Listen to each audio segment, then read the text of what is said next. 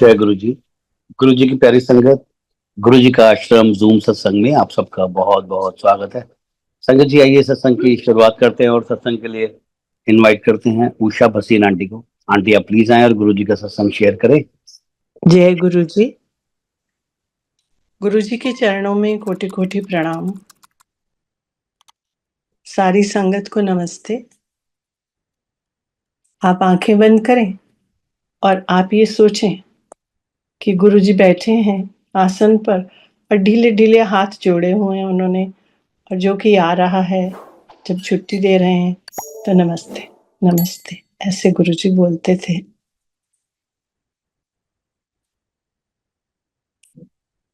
संगत जी, पहले तो शुक्राना गुरु जी का तो खैर है ही, जो सर्वव्यापी हैं, पर उनके बताए हुए जो रास्ते हैं, कैसे उनको याद करना है, कैसे उनके दर्शन करने हैं, कैसे जाना है, कैसे बाहर आना है, उस सब के लिए वो जो एक अनुशासन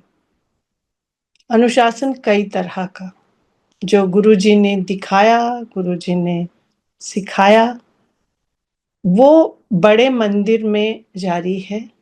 उसके लिए उनका बहुत बहुत शुक्राना। विशेष रूप से इसलिए भी कि पूरी दुनिया में गुरुजी हैं, चाहे वो एशिया पैसिफिक है या नॉर्थ अटलांटिक है या यूरोप है, कहीं भी कोई भी देश, कोई भी शहर गुरुजी के सत्संग से अछूता नहीं है। इस समय ही शायद पता नहीं कितने ही देशों में कहाँ कहाँ सत्संग हो रहे होंगे। सो जाहिर है, जब इतनी बड़ी एक लहर है, एक मैं कहूँ आध्यात्मिक क्रांति है, तो ऐसे में और जब कोई उसका लिखित आलेख नहीं है कि क्या डूज हैं क्या डोंट्स हैं, तो हर कोई अपने ढंग से गुरुजी की तरफ देख रहा है, गुरुजी के रास्ते पे चल रहा है।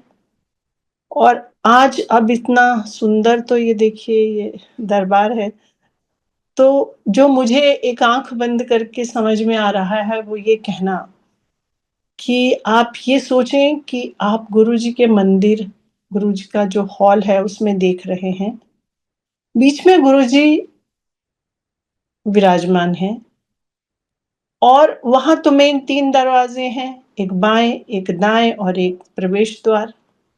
लेकिन आप ये सोचें कि इस हॉल के असंख्य दरवाजे हैं।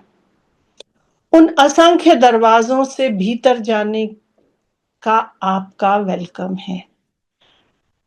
ये असंख्य दरवाजे क्या हैं? ये असंख्य दरवाजे हैं गुरु जी को देखना, असंख्य नजरों से, मन की, बुद्धि की, विचार की। आपकी जो नजर है, आप जैसा देखते हो, जैसा समझते हो, जैसा महसूस करते हो, और जो आपकी वाणी कहती है, गुरु जी के उतने ही अनगिनत प्रकार हैं, उनके उतने ही अनगिनत रूप हैं, उनकी उतनी ही अनगिनत बातें हैं। अगर आप सोचें कि एक स्थूल है तो ऐसा नहीं है, वो निराकार हैं शिव, और वो साकार भी हैं, वो संग्रही भी हैं और संग्रहहीन भी हैं। वो शमशान में घूमते हैं, लेकिन साथ में माता पार्वती के साथ भी बैठते हैं, गृहस्थ भी हैं। सो उनका पार माना तो शायद हमारे वश में नहीं है, शायद क्या हमारे वश में है ही नहीं। लेकिन जो गुरु जी ने दिखाया, प्रत्यक्ष दिखाया, और जो गुरु जी ने समझाने की, बहुत प्यार प्यार से समझाने की कोशिश की, बिना ये कहे कि मैं तुम्हें ये समझा रहा हूं।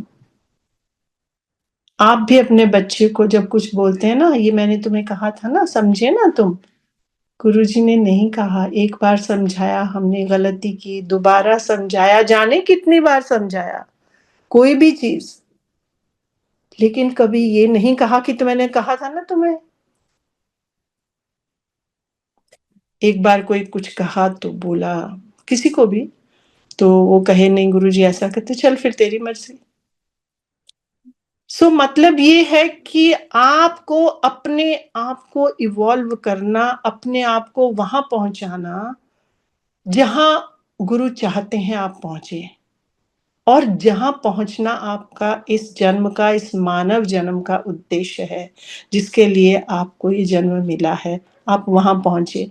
अब वहां पहुंचने का हर किसी का अपना रास्ता है, और वहां पहुंचने की वो कौन सी सीढ़ी है नहीं जानते, और आप किसी सीढ़ी पे खड़े हैं ये तो आप स्वयं ही जानते हैं। अपने बारे में मैं जानती हूँ या गुरुजी दिखवा रहे हैं, आपको भी दिखवा रहे होंगे। अब मतलब ये है कि अगर आगे के दरवाजे से जाएंगे तो बिल्कुल सामने थोड़ा सा राइट होके गुरुजी की गद्दी दिखेगी, बीच में ये सफेद और काली पोशाक वाला ये फोटो दिखेगा, और बाईं तरफ शिव दिखेंगे। लेकिन अगर दूसरे उधर दाएं तरफ जो दरवाजा है वहां से जाएंगे तो कुछ अलग दिखेगा। इसीलिए लोग गुरुजी को अलग अलग ढंग से देखते हैं। मतलब क्या है कहने का ये, कि कोई तो उनको उस रूप में देखता है जैसे वो सोशल मीडिया पे नजर आते हैं।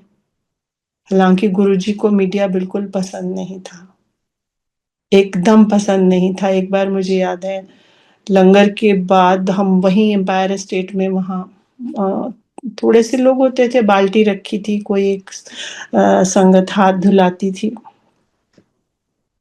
हाथ धो रही थी मैं लंगर के बाद, तो बोला गुरुजी अंदर बुला रहे हैं। तो गुरुजी अपने कमरे में चले गए थे, तो वो बोले कि बाहर ना ये टीवी वाले आए हैं, तू जाके उनको समझा कि जाएं। बस ये क्या कर उन्होंने भेज दिया, पिक्चर बनाएंगी तो बनाएंगी तू। तो मैं बाहर चली गई और मैंने देखा वो एक बहुत नामी ग्रामी नेशनल न्यूज़ चैनल था। तो वो बोले जो भी, तो उनको काफ़ी समझाया, जा मीडिया वाले हैं नहीं मानेंगे, पर और जिस स्पीड पे उनको भेजा होगा जाहिर है वहाँ से खाली हाथ लौटना तो उनके लिए अलाउड नहीं था। सो बड़ी मुश्किल से उनको समझा के भेजा। सो गुरुजी को ये सब पसंद नहीं था, लेकिन आज इसी सोशल मीडिया के कारण हम लोग जुड़े हैं। कोविड में हमारा समय कटा तो इसके सहारे कटा। मतलब मेरा कहने का ये है कि यहाँ पर अधिकतर चीजें कंडक्ट करने की, व्यवहार की, जो है कोई फिक्स्ड नहीं होती थी गुरुजी की, ना अनप्रेडिक्टेबल होती थी, टोटली अनप्रिडिक्टेबल। आप नहीं जानते थे, इशारा किया आप आए और अभी आपको क्या बोलेंगे गुरुजी। चाहे तो उनके किसी एक शब्द से आप तो मतलब पुलकित हो गए, आपको लगा मैं तो आसमान पे चढ़ गई। और कुछ ऐसा भी हो सकता है कि आपको लगे ये क्या हुआ, मन महसूस के बैठ जाएंगे। सो मतलब कहने का कि चीजें कोई इतनी सीधी सपाट नहीं होती जैसी आजकल समझ में आ रही हैं लोगों को, क्षमा करें। हम अपने ढंग से सत्संग करते हैं, अपने ढंग से व्यवहार करते हैं, अपने ढंग से उठ के जाते हैं, अपने ढंग से बीच में बात करते हैं, फोन भी देखते हैं। कल ही की बात है, सोमवार की, मुझे याद है कोई बैठा था, हम लोग बड़े मंदिर गुरुजी ने आज्ञा दी आने की, पहुंचे, क्योंकि उनकी आज्ञा के बिना आप कहीं नहीं जा सकते, आप लाख कहें कि जाना है। तो एक महिला थी, वो हमारे सामने बैठ के चाय प्रसाद, तो मैंने उनको इशारा किया कि फोन छोड़ दीजिए, अलाउड नहीं, अब इतना ही बोलते, फिर नहीं मानी वो। तो काफी अधेड़ उम्र की महिला थी, तो मैंने कहा देखिए गुरुजी बोलते थे कि आप जिसको कर रहे हो ना ये सारे ब्लेसिंग्स उधर जा रही हैं। वो फिर नहीं मानी, संगत सेवादार आए, उन्होंने देख लिया, उन्होंने भी बोला, वो नहीं मानी। तो कोई क्या कर लेगा। सवाल ये है हम क्या लेने जाते हैं, हम क्यों जाते हैं, हमें क्या चाहिए। अगर तो हमारा वही है जो कि हम भी करते रहे इतने साल, गुरुजी के पास जाने से पहले। चाहे हम उस बैकग्राउंड से, वैसे परिवार से नहीं थे जहाँ बिल्कुल रूढ़िवादी पूजा पाठ ये सब नहीं, वो नहीं। पर हाँ, ईश्वर का नाम लेते थे और विश्वास करते थे, और थोड़ा वो कभी-कभी कम ही मंदिर जाना होता था, ऐसा कोई रेगुलर रूटीन नहीं था किसी भी मंदिर में। पर हाँ, जब कभी ऐसी कोई बात हुई तो जैसा होता है हमारे यहाँ कि हाँ जी, इतने का प्रसाद चढ़ाएँगे, ये होगा, वो होगा। मुझे याद है मेरे ग्रैंडफ़ादर इन लोग बोलते थे अपनी वाइफ़ को कि हाँ भई चलो फिर, आप तो कितनी कि रिश्वत देने की बात हो गई कि ईश्वर कि हाँ भगवान जी, हमारा ये काम होगा तो हम इतने का प्रसाद चढ़ाएँगे। अगर तो आप वो सोच समझ के यहाँ आ रहे हैं तो ये वो जगह नहीं है। क्योंकि गुरुजी ने हमें इन सब चीज़ों से दूर हटाया। गुरुजी ने सब वहमों से दूर हटाया। गुरु वड्डा की बिल्ली वड्डी, रास्ते बिल्ली काट गई। और क्या कहा उन्होंने? उन्होंने कहा पॉज़िटिव सोचो, अपनी सोच बदलो। देखिए, हर चीज़ तो सोच से ही शुरू होती है ना। हम क्या सोचते हैं, वो ही हमारी ज़ुबान पर आता है, वैसा ही हम व्यवहार करते हैं। और वो कर्म हमारा सोच से शुरू होता है। तो गुरुजी अक्सर कहते थे, पॉज़िटिव सोचो, अपनी सोच बदलो। और डूज़ एंड डोंट्स कोई ज़्यादा नहीं थे। और जो मैं कह रही थी ना, किस दरवाज़े से अंदर जा रहे हैं। तो अगर तो आप अध्यात्म के दरवाज़े से अंदर जा रहे हैं, तो लंबा है, बहुत लंबा रास्ता है। क्योंकि गुरुजी का जो आध्यात्मिक फ़िलॉसफ़ी है, वो कोई सिंपल नहीं है। हालाँकि उन्होंने हर चीज़ को इतना सिंपल करके, इतना साधारण, आसान करके हमारे सामने रखा कि एक बच्चा भी समझ जाए। लेकिन वो फ़िलॉसफ़ी वही है, जो शाश्वत सत्य है। अगर आप श्रीमद् भगवद गीता पढ़ें, या आप वेद पुराण पढ़ें, या आप रीसेंट फ़िलॉसफ़र्स की इंटरप्रिटेशन पढ़ें, उस सब चीज़ को गुरुजी ने सिंपल से सिंपल तरीके से आपको समझा दिया कि भाई ये करना है, पॉज़िटिव सोचो, किसी का भला करो, किसी का बुरा मत करो, गुप्त पाठ करो। जब पाठ करो तो दुनिया को दिखा के पाठ मत करो भाई। और बोलो तो आपकी जीभा तो क्या चलेगी, आपके ओंठ भी हिलने नहीं चाहिए। वो पाठ करो। गुप्त दान दे दो, बायां हाथ को पता ना चले कि दाएं हाथ ने क्या किया। पर ये तो छोटी चीजें, इसके पीछे क्या है? इसके पीछे ये है कि जब आप पॉजिटिव सोचने लगेंगे, तो आप लगातार अपनी सोच पर नजर रखेंगे, आप उसको मॉनिटर करेंगे। जब आप ये मॉनिटर करेंगे, तो आपकी सोच बदलेगी। आप पॉजिटिव सोचेंगे, और संगत जी, वो करने में पूरी ज़िंदगी लग जाती है, क्योंकि विचार बदलने को इतने आसान तो नहीं है। और दूसरा, उसके साथ बहुत अच्छी चीज़ जुड़ी हुई, गुरुजी बोलते थे, रब नू प्यार करो, रब कोलों डरो नहीं। तो जब आप गुरु को प्यार करने लगते हैं ना, तो गुरु की संगत को भी प्यार करने लगते हैं। तो ये तो ज़रूर होगा संगत जी कि इस यात्रा में, इस खुद को खोजने की, खुद को नज़र, खुद की ऊपर नज़र रखने की, खुद के विचारों पर नज़र रखने की इस यात्रा में आप लगातार जब रहेंगे, तो आपका भीतर बदलेगा, आपकी केमिस्ट्री बदलेगी। आप लोगों को प्यार करेंगे, आप उनका भला समझेंगे। आप किसी से द्वेष नहीं कर सकते, आप किसी से वैर नहीं कर सकते। ये सब करने के लिए केवल आप ही को बदलना है, और गुरुजी यही चाहते थे। उन्होंने यही चाहा, किसी से कभी कुछ माँगा नहीं उन्होंने। बस यही बोला, अपनी सोच बदलो, पॉज़िटिव सोचो। तो मतलब क्या है? हम जाते हैं, मेरा ये काम हो जाए, जो भी होता है। गुरुजी बोलते थे कि कोई आता है, जी मेरी प्रमोशन हो जाए, मेरी बेटी की शादी हो जाए, या मेरे बेटे का ये हो जाए, या बीमारी तो ठीक हो ही जाए, जिसको जो कष्ट है, किसी को फाइनेंशियल प्रॉब्लम्स हैं, ये सब है, लेकिन असली चीज तो कोई मांगता ही नहीं। तो वो असली चीज क्या है? शब्दों में आपने सुना होगा कि बे उनसे उनको ही मांग लो। ठीक है, मांग लिया, उसके बाद क्या है? वो तो ये भी कहते थे कि मैं अपने अंदर झांको, मैं तो यही हूँ। तो फिर उनको कहाँ से मांगना है? अपने भीतर से मांगना है ना। मतलब जो वो हमारे भीतर बैठे हुए हैं, गर्दन झुका के भी तो देखनी है। और उसका मतलब ये भी है कि जब वो बैठे हुए हैं, देख रहे हैं, सुन रहे हैं, जो हम कर रहे हैं वो जान रहे हैं, तो हम अपने एक्शंस पर नजर रखेंगे। हम अपने एक्शंस पर नजर रखेंगे तो जाहिर है बेहतर तो हो ही जाएंगे। और इस चीज को साधना ना संगत जी कोई छोटा मोटा काम, जैसे मैंने कहा, नहीं। क्या बीच में आड़े आता है? ईगो आड़े आता है। मैंने ये कहा, मेरे साथ हुआ भाई। बिल्कुल सेंट्रल दिल्ली से समझ लीजिए चलूं मैं, और मैं तो आज मंदिर जाऊंगी, एंड बिलीव यू मी, मैं वहाँ इंडिया गेट के आसपास जहाँ मेरा घर था, वहां से चल के गाड़ी और all India institute medical sciences से यू टर्न करनी पड़ी।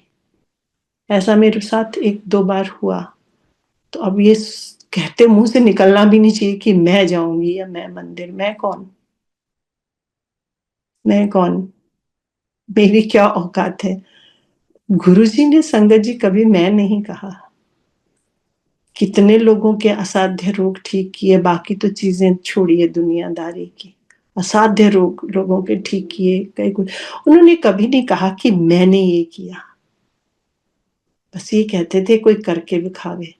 प्रैक्टिकल, प्रैक्टिकल शब्द गुरुजी अक्सर बोलते थे कि प्रैक्टिकल, कोई करके दिखावे। सो मतलब ये कि गुरुजी, आप जानते हो, कोई प्रवचन नहीं करते थे, डिस्कोर्स नहीं करते थे, लेकिन प्रैक्टिकल करते थे। उन्होंने छोटी छोटी चीजों में ना संगत जी हमें बहुत सी चीजें सिखाई, बिना कहे। जैसे एक्सेप्ट, आपकी जो परिस्थिति है, आपको जो मिला है उसे स्वीकार करो, उसको सहर्ष स्वीकार करो, दूसरे की तरफ मत देखो। अब जो मेरी अपनी समझ है, जो मेरी जितनी भी समझ है जो गुरु ने दी है, उसमें मैं ये समझ सकती हूँ कि ये सब चिंतन मनन हुआ। ज्यादा तो सच पूछिए संगत जी, सत्संग होने लगे तो कोविड के दौरान ये चिंतन मनन ज्यादा हुआ। जब गुरुजी शरीर में थे तब तो हम बिल्कुल लिटरली क्लाउड 9 पर रहते थे। कोई मतलब ऐसा पॉज नहीं होता था कि हम इन सब चीजों पर गौर कर सके। वहां जाते थे, 7 दिन भी जाते थे, शुरू में गए, मौका दिया गुरुजी ने, बाद में 4 दिन हो गए। तो जाते थे, ऑफिस से आके किसी तरह से जल्दी जल्दी वहां पहुंचे, और रात को जब मर्जी, जब छुट्टी मिलेगी तब आओ, फिर अगले दिन जाओ। तो मतलब बाकी घर गृहस्थी तो इतना समय सच पूछिए तो नहीं रहता था। और बहुत तो हम उस भाव में बह रहे होते थे जिसमें गुरुजी हमें बहाते थे। कितना आनंद था, परमानंद। इतना कौतुक होता था, ऑफिस से जाओ जल्दी से, बस पहुंचो वहां पे, और वहां एक अलग सी दुनिया, एक अलग सी दुनिया आपके स्वागत के लिए। सोचिए, खुले खुली बिना बाहें खोल के गुरुजी खुले दिल से, खुली बाहों से आपका स्वागत करते थे। गुरुजी प्यार करते थे, गुरुजी बात करते थे। गुरुजी ने धीरे धीरे, तब मुझे टेलीपैथी समझ में भी नहीं आया कि टेलीपैथी हो रही है। मतलब मैं रास्ते में क्या सोच रही हूँ, जैसे एम्पायर स्टेट की सीढ़ी उतरी तो जिस नाम से गुरुजी बुलाएंगे, उन्होंने अलग अलग मेरे नाम रखे हुए थे, तो समझ आ रहा है कि गुरुजी जो मेरे साथ हुआ दिन में, या जो मैं जिसमें से गुजर रही हूँ, उस एरिया में गुरुजी इशारा कर रहे हैं। चाहे वो दफ्तर की बात है, चाहे घर की बात है। तो ये उनकी टेलीपैथी की शुरुआत थी। तो एक्सेप्ट करने का मैं आपको बड़ा इंटरेस्टिंग जो मुझे समझ में आता है वो ये है कि जैसे प्रसाद बँटता था, तो गुरुजी ना हाथ में ले लेके उसको यूँ दबाते रहते थे मुट्ठी में, तो ज़ाहिर है हर किसी को लगेगा ये किसको मिलेगा? तो किसी को मिल जाता था। अब अगर आपके मन में ये आ गया कि ओहो! ये मुझे क्यों नहीं मिला? अपना-अपना सोचने का नज़रिया है। मेरा अपना सोचने का नज़रिया ये है कि अगर मैं कहूँ मुझे क्यों नहीं मिला, तो मतलब भी ये बहुत अच्छी चीज़ थी, ये मुझे मिलनी चाहिए थी। भाई ऐसा क्यों? Do I deserve it? क्या मैं इस योग्य हूँ कि मुझे वो स्पेशल चीज़ मिलनी है? जो कोई उसके योग्य है उसको वो मिल गई। एक सोचना ये है, दूसरा सोचना ये है कि भाई मुझे क्यों नहीं मिली है? मुझे तो चाहिए ये। अब किसी को लगेगा मेरे गुरु हैं, मेरा हक है, वो एक अलग सोच है। पर मेरे हिसाब से जो ये है कि भाई आप स्वीकार करो कि नहीं, उनका दामन मुझसे अधिक पाक है या उनको मेरे से ज़्यादा ज़रूरत है या जो भी है। या गुरुजी सचखंड का प्रसाद आपने सुना होगा सत्संग में कि निकालते थे तो आपको लगे कि ओहो! आज ये इनको मिला, मुझे क्यों नहीं मिला? मीन्स हमने फिर तुलना कर ली ना। यानी हम जिसके पात्र हैं वो हमें मिल रहा है। अगर वो उसको हम स्वीकार कर लेते हैं तो हम दूसरे की तरफ नहीं देखेंगे कि उसको क्या मिल रहा है। हमें उसी में शांति है, हमें उसी में संतुष्टि है कि हमें जो गुरुजी ने दिया, बड़ी कृपा। शुक्र है कि उनके दरबार में उन्होंने बुलाया। आप यकीन मानिए संगत जी, अगर गुरुजी ना चाहें तो आप उनके दरबार में नहीं आ सकते। इसके बहुत सारे उदाहरण हैं, इसके बहुत सारे सत्संग हैं। आपको पसंद है या नहीं है? आपके जीवन में जो हो रहा है, वो आपके हिस्से का है और उससे भी ज़्यादा ज़रूरी है अगर कोई कष्ट है तो मतलब ये समझना हमें ज़रूरी है कि वो हमारे कर्म हैं। गुरुजी बोलते थे कि तुम में 90% 90% मैं अपने ऊपर करता हूँ, तुम्हें तो 10% काटना होता है और हम उसी 10% में इतने उतावले हो जाते हैं।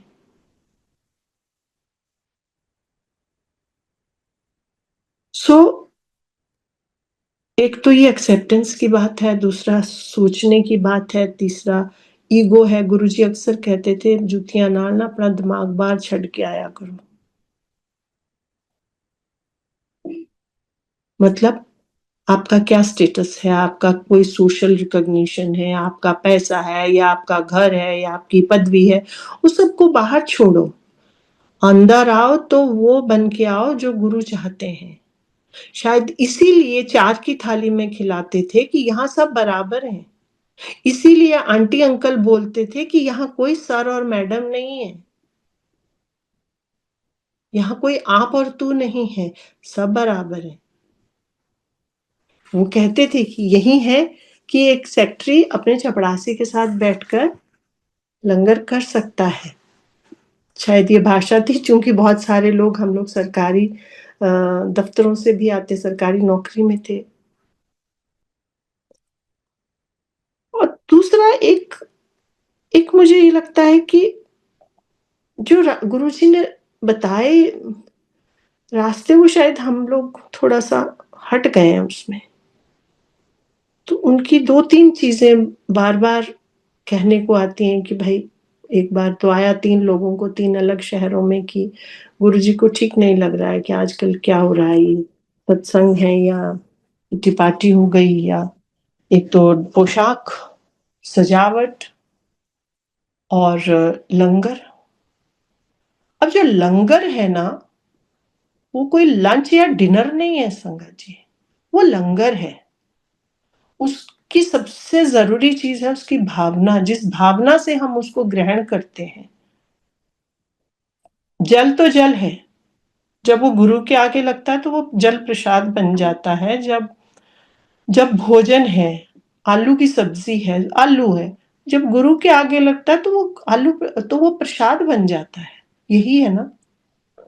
तो अगर हम उसको उस प्रसाद की भावना से खाएँ, तो शायद हमें तो हमें शायद नहीं तो हमें उसका असर भी होगा। बात सारी भावना की है। कि हम किस भावना से क्या चीज़ कर रहे हैं। अगर हम पूरे समर्पण की भावना से कर रहे हैं, तो फिर अगर हम गुरु के मंदिर में हैं, तो कोई हमें बोलता है कि जी आप फ़ोन बंद करो, तो हमें करना चाहिए, बिन बोले ही कर देना चाहिए। सहर्ष करना चाहिए, खुशी से। तो ये हालाँकि हमारे बड़े मंदिर में बहुत बहुत ज़्यादा मुझे बहुत अच्छा लगता है, गर्व होता है कि कितना अनुशासन है, समय का अनुशासन है, आने-जाने का अनुशासन है, बात ना करने का अनुशासन है या ना करने देने का अनुशासन है। और अब मुझे लगा कि थोड़ा-सा ड्रेस का भी अनुशासन हो रहा है, बीच में ऐसा लगता था कि कुछ भी लोग पहन के आ जाते हैं। और एक बार बात हुई भी थी कि मैनेजमेंट से कि भाई ये क्या हो रहा है? हाँ? मुझे याद है एक जगह एक चर्च में, हालाँकि उनकी पोशाक, उनका प्रार्थना का तरीका हमसे बिल्कुल फ़र्क है। फिर भी मैंने पढ़ा, शायद नॉर्थ गोवा की बात है, वहाँ एक बड़े पुराने चर्च के बाहर लिखा हुआ है ड्रेस के बारे में, कि आप ऐसी ड्रेस पहन के आएँ जिसमें आपका शरीर ढका हुआ हो पूरा। तो और गुरुजी ने एक बार किसी ने वो लड़की ने माथा टेका और उसके जीन्स आजकल लो जीन्स थी और टॉप ऊपर था या जो भी था, तो झुकी होगी, तो जो भी, तो गुरुजी ने कहा किसी को कि उसको कहो ये जाकर। मतलब वैसे भी देखिए हर चीज़ का एक सलीका ये होता है कि जब आप जैसी जगह आप जा रहे हो, वैसी आपकी पोशाक होनी है, वैसा आपका व्यवहार होना है। आप गुरु के मंदिर में जा रहे हो, आप किसी पार्टी में नहीं जा रहे, किसी डिनर में नहीं जा रहे, आप किसी क्लब में नहीं जा रहे। ये सब चीज़ें हैं शायद जो हम अपनी संस्कृति, अपनी सभ्यता से थोड़ा हट रहे हैं। तो जैसे मैंने आपको उदाहरण दिए, गुरुजी इन चीज़ों के बारे में भी देखते थे और बोलते थे। और बहुत स्ट्रांगली बोलते थे। तो ये भी वो चीज़ें हैं जो हमें देखनी है। हम केवल वहाँ माँगने जाएँ कि हाँ जी, मेरा ये काम हो जाए, मेरी बीमारी ठीक हो जाए, मेरे दर्द ठीक हो जाए, मेरी धन की समस्या हो जाए या मेरे संबंधों की समस्या हो जाए, वो सब ठीक है, वो हमारे कर्म हैं। लेकिन कर्म हम खुद बना रहे हैं, शायद ये जो छोटी-छोटी चीज़ें हैं, ये भी हमारे कर्मों को कम करती हैं या बढ़ाती हैं। कम तो होते हैं सिर्फ़ मनन से, कीर्तन से, सत्संग करने से, और जो बात गुरुजी ने कही। दूसरा है, गुरुजी को सफाई बहुत पसंद थी। उसका भी ध्यान रखना होता है, पंक्चुअलिटी। 7 बजे गुरुजी का शुरू होता था सत्संग, हम लोग तो ऑफ़िस से लेट ही आते थे।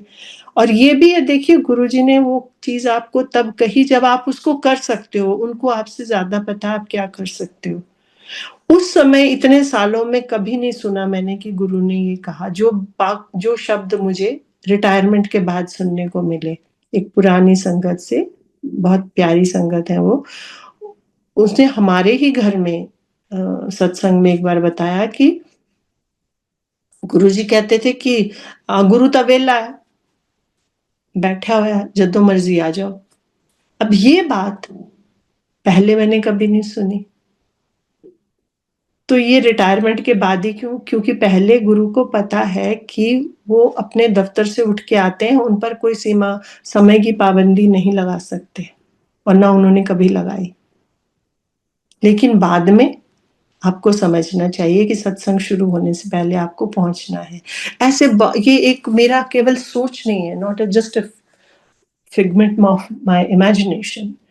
ये और भी बहुत सी ऐसी चीज़ें हैं जो जो गुरुजी ने दिखाई हैं, कि वो जब जो कोई क्या कर सकता है उनको पता है, उसको तब वही बात कही जाएगी जो वो कर सकता है।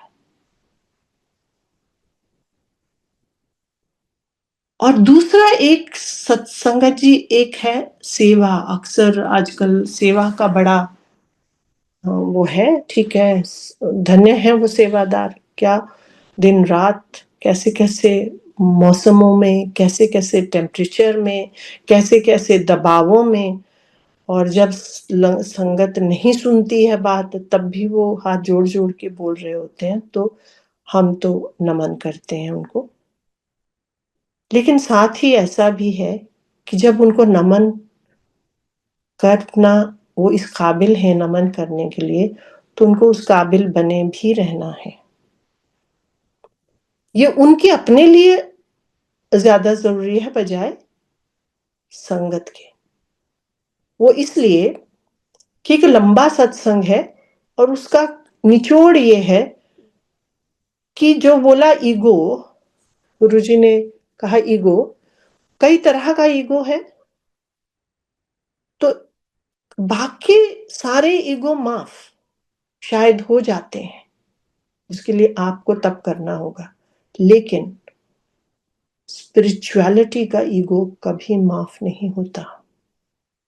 इसका एक लंबा सत्संग है, मेरे साथ नहीं हुआ है, किसी और का सत्संग है, उन्होंने मुझे सुनाया था। स्पिरिचुअलिटी का ईगो, एक कोई महिला थी, बहुत लगा कि बहुत वो है, तो गुरुजी उसको खड़ा होके सत्संग भी कराए उन्होंने उससे। बाद में कोई ऐसा वाक्य हुआ कि गुरुजी ने किसी और संगत ने ये सोचकर कि ये तो भाई अच्छे से उसमें है, तो इनको उनको कुछ ज़रूरत थी, उन्होंने दे दिया।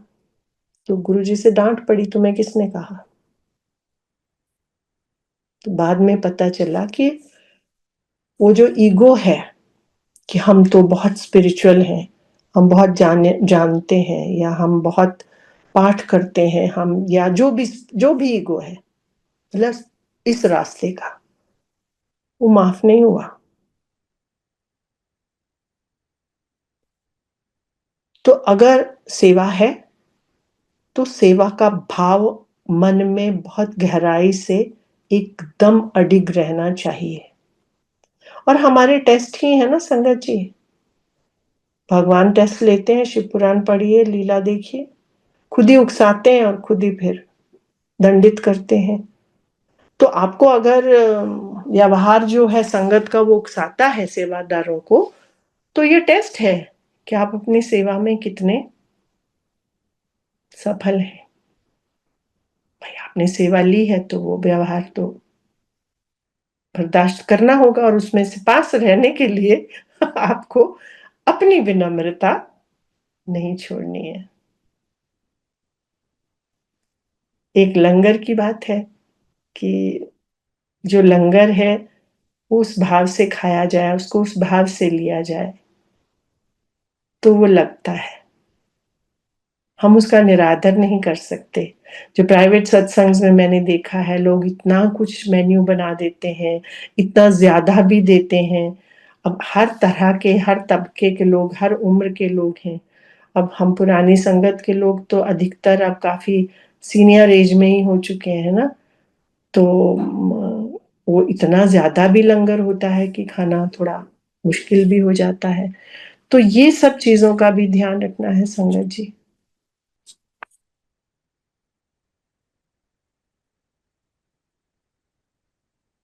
गुरुजी का ये भी था, ये भी हमने देखा कि लोगों ने पीछे ब्लेसिंग्स लगाई हुई हैं गाड़ियों पे, साइन ही लगा लिए हुए हैं, और उसमें बाकी भी और बहुत कुछ लगा लिया हुआ है। तो ठीक है, जिसको मानना है मानिए, लेकिन गुरुजी के शब्द हैं, इक्नु मनो। हम नहीं बोलते आपका जो रास्ता है, जहां आपकी आस्था है, आप जरूर करें, लेकिन मानना आपको एक ही को है। अगर आप आए हैं इस दरबार पे, तो आपको गुरु को ही मानना है। तो आप ये नहीं कर सकते कि गुरुजी की फोटो लगाई, साथ में किसी और की फोटो भी लगा दो, है ना? तो दर दर पे एक किसी शब्द में भी है कि जब हम दर दर पे जाते हैं, तो शायद फिर हम किसी भी दर के नहीं होते। हमें हमसे तो अब कोई, मेरे को लगता है, शिव मंदिर भी नहीं जाने को होता कभी, किसी शिव के मंदिर।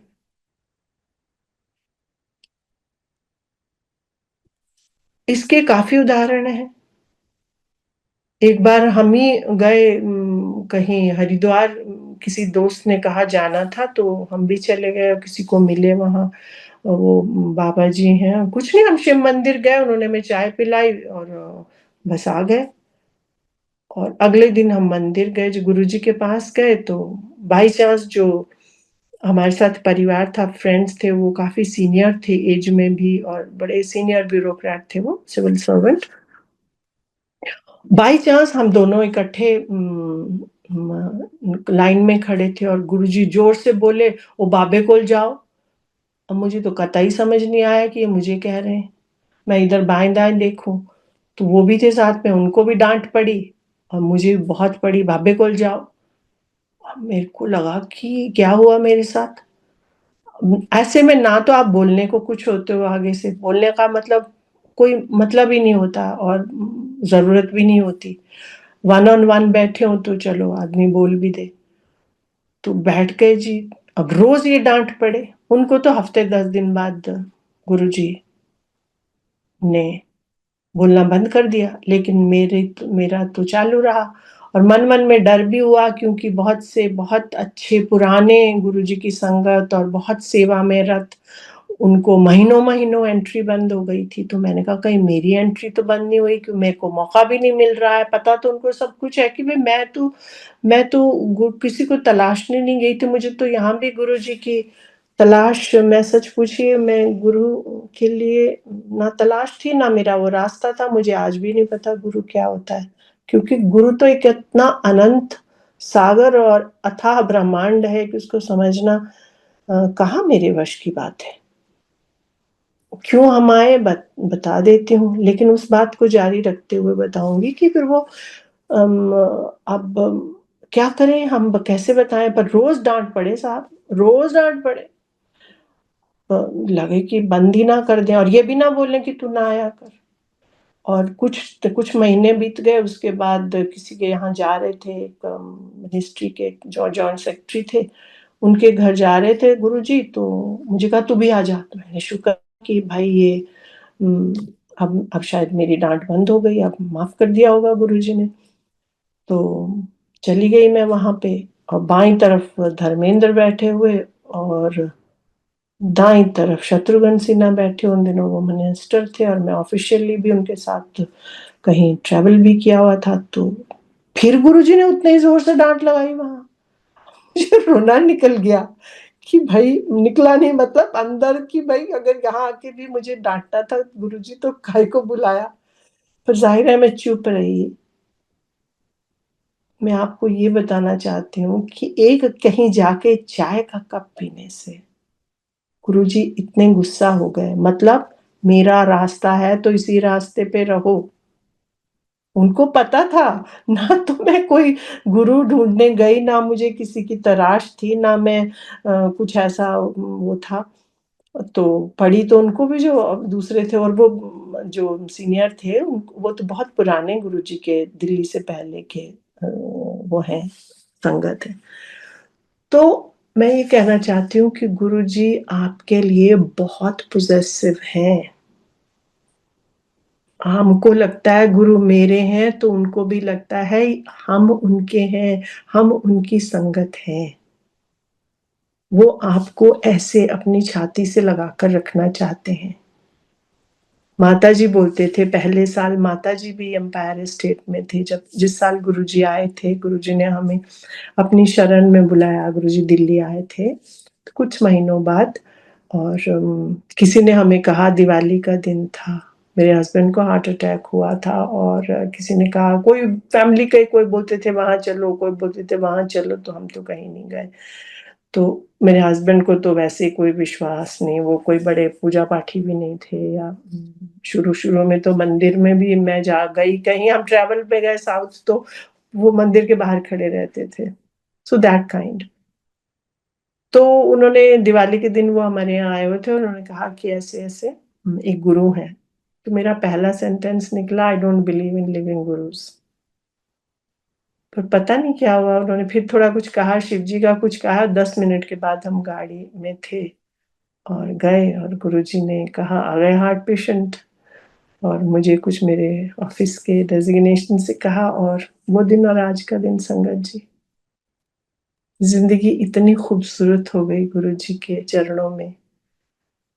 वो कुछ देखा, वो कुछ समझने की कोशिश कर रहे हैं, जो शायद कभी ना हो पाता। और मुझे ऐसा लगता है कि ये मानव जीवन, अभी नहीं जानती मैं कितना कुछ समझा है, वो गुरु जानते हैं, लेकिन ये बिल्कुल निरर्थक हो जाता। पर गुरुजी ने ऐसा होने नहीं दिया।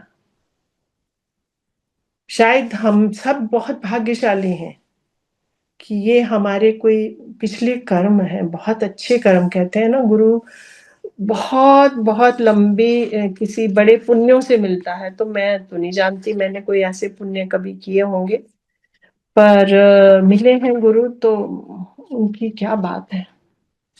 कहते हैं ना,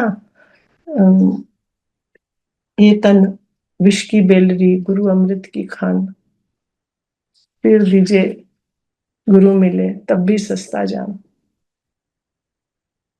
सो ये तो वो अथाह सागर है कि इसमें आप डुबकी लगाते रहिए तो आपको मोती मिलते ही रहेंगे।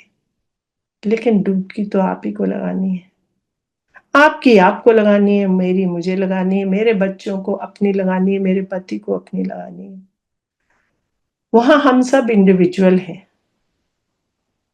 और गुरुजी को बहुत अच्छा लगता था कि परिवार पूरा आए, अच्छे से रहे, अच्छे से मिले। लेकिन रिश्ता सबके साथ अलग, अपना अपना रिश्ता।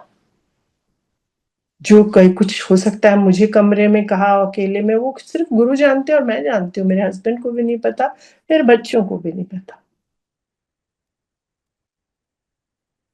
सो और गुरुजी ऐसा भी है, ऐसा नहीं कि उन्होंने हमें किसी चीज से पीछे हटने को कहा, नहीं।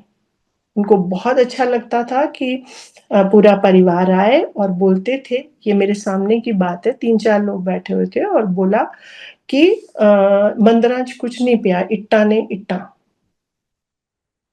घर बैके हस्बैंड वाइफ की सेवा करे, वाइफ हस्बैंड की सेवा करे, वही मंदिर है। इसको आप देखिए संगत जी।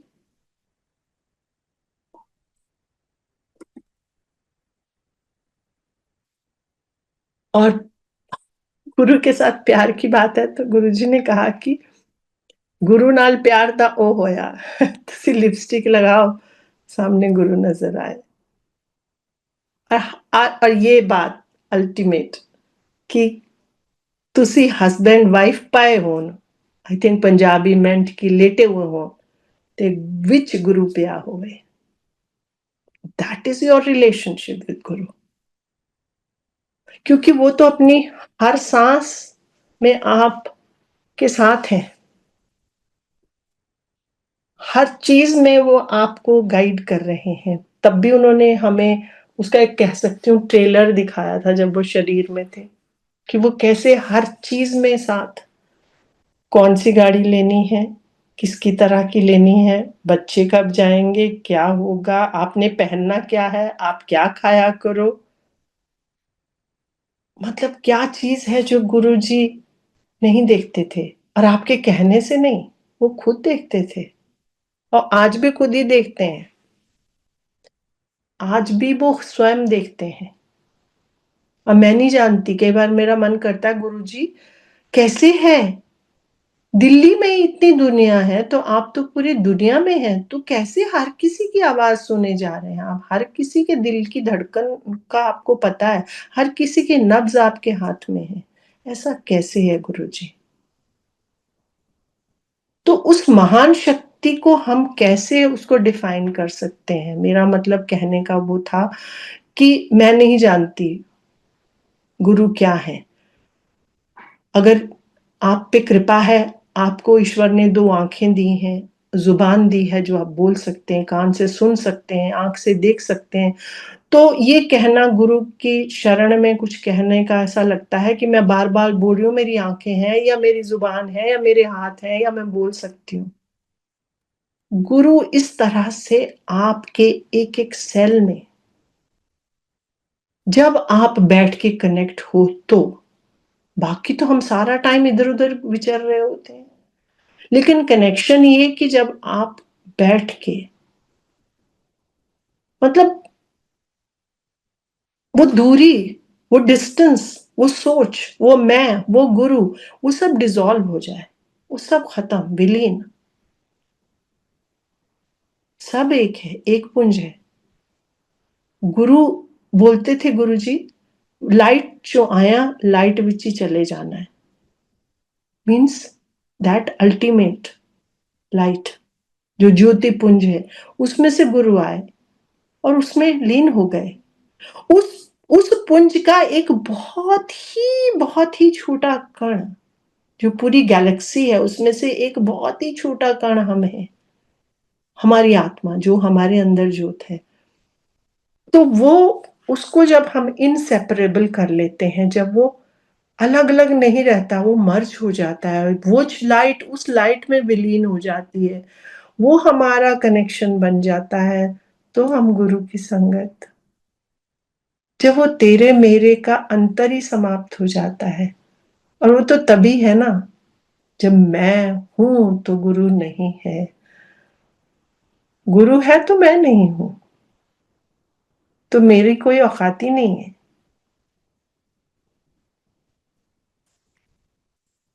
ये तो एक आप कहें मेटाफिजिकल चीज हो गई, लेकिन गुरु जी ने, संगत जी, ये दुनियावी जीवन जीने के लिए, व्यवहार के लिए, इसमें विचरने के लिए, अपने कार्य जितने हैं, आपकी जिम्मेदारियां जो हैं, उनको करने के लिए भी कितना कुछ दिखाया खुद। अभी आसन पे बैठे हैं, बढ़िया लश लश कपड़े सिल्क पहना हुआ है, कभी शाम को जाओ तो गुरुजी हाफ निकर पहन के और जमीन पे बैठे हुए हैं, ना कोई कुशन है ना कुछ है। तो आप क्या, हम क्या बड़े सिलमे सितारे उनको बिछा बिछा के करते हैं। माता जी नहीं रहे, हम डुगरी गए, उसके बाद एक बार ऐसे ही बहुत दिन नहीं आए गुरुजी, तो मतलब हमारी तो दुनिया बदल गई थी, 7 दिन भी जाते थे। और फिर अचानक गुरुजी चले गए, अचानक मतलब गए, हम भी गए थे जब वहां माता जी का भोग था, वो भी गए। और वो तो पर दिल्ली में गुरुजी नहीं थे, तो ऐसे लगा हमारी जीवन तो बिल्कुल खाली हो गया, क्योंकि दिवाली, होली, करवा चौथ, नया साल, हर चीज तो वहीं होती थी। तो क्या करें अब, सो गए वहां मिलने। तो गुरुजी ने वो मोटा कॉटन का मरूनिश कपड़ा नहीं होता, उसका धोती कुर्ता पहना हुआ था, लुंगी और कुर्ता।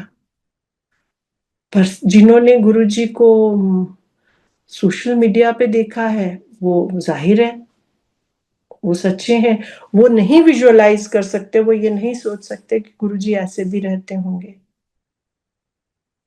हमने गुरुजी को बहुत रंगों में देखा है संगत जी, जबकि कुछ चीजें शाश्वत हैं।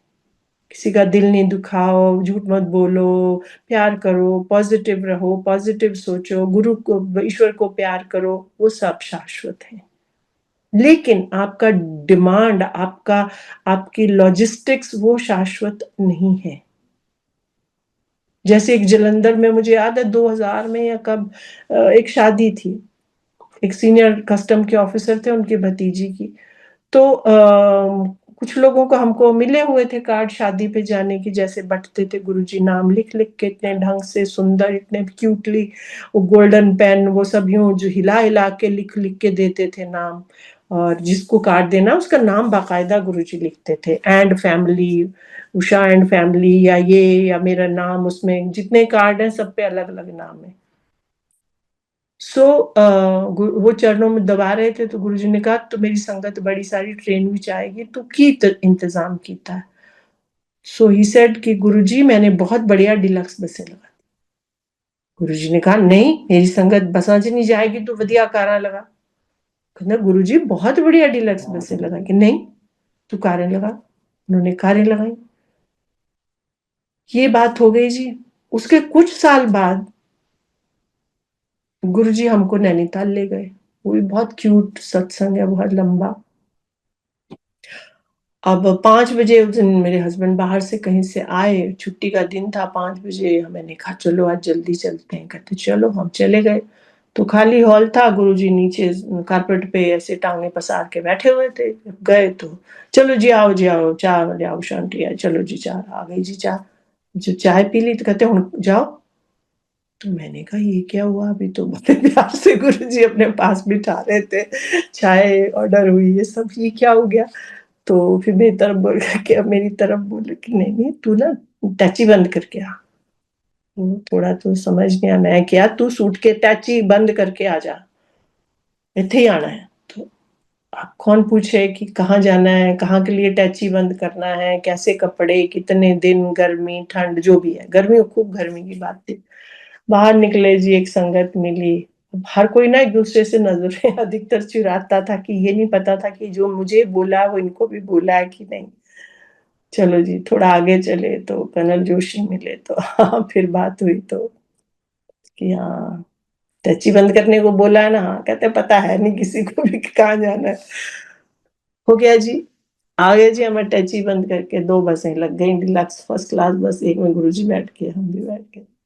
अब देखिए जलंधर में उन्होंने कहा मेरी संगत बसांचनी बैठती है, यहाँ हम डिलक्स हट में बैठ गए। एनीवे चल पड़ी, कोई पता नहीं कहाँ। सुबह 4 बजे बोला उठो जी चाय पी लो। तो हमने उस रेस्टोरेंट वाले से पूछा कि ये सड़क कहाँ जाती है? तो बोलते जी ये तो नैनीताल जाती है।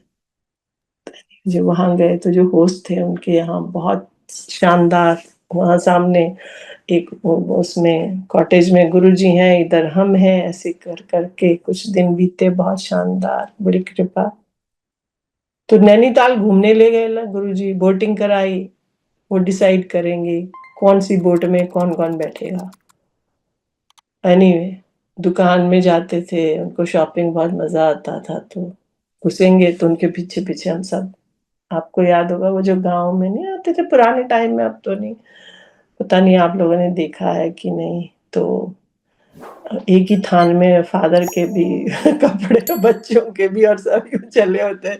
तो ऐसे लगता था हम भी वैसे ही हैं, ठीक ठाक, इतनी बड़ी उम्र के बच्चे आगे आगे गुरुजी चल रहे हैं, दरवाजे के अंदर घुसे दुकान में, दूसरी से बाहर निकल रहे हैं, हम भी पीछे पीछे घुस रहे हैं और बाहर निकल रहे हैं।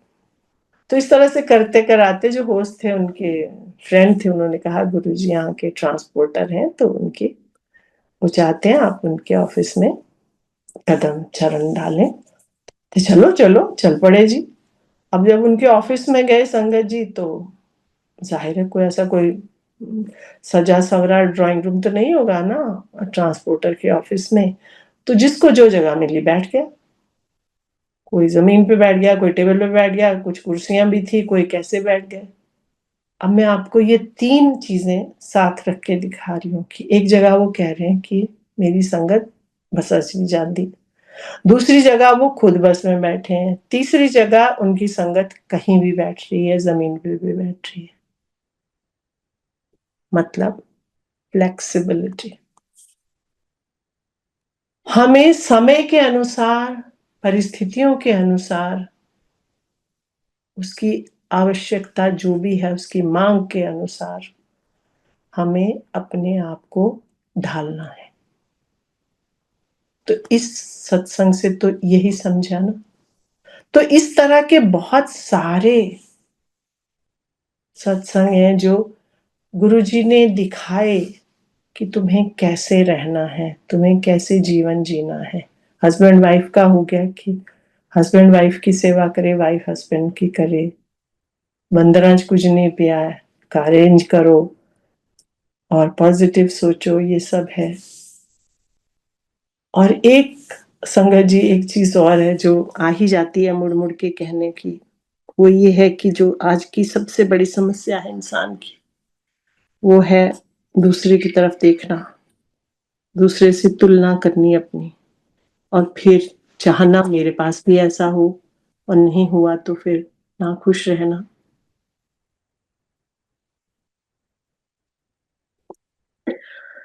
एक बार की बात है,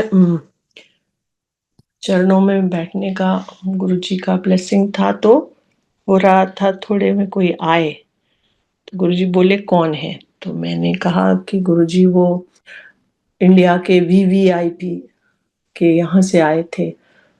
तो बताया गुरुजी को, तो वो कहते ये तो कि जी ये कह रहे हैं आप हमारे उधर आए। तो गुरुजी ने कहा कि जिन लोड़ा इत्थे आवे असी की करना, तू कह दे। तो मैंने उनको कहा जी ऐसे आप इधर आइए, ब्लेसिंग्स लीजिए। तो वो चले गए।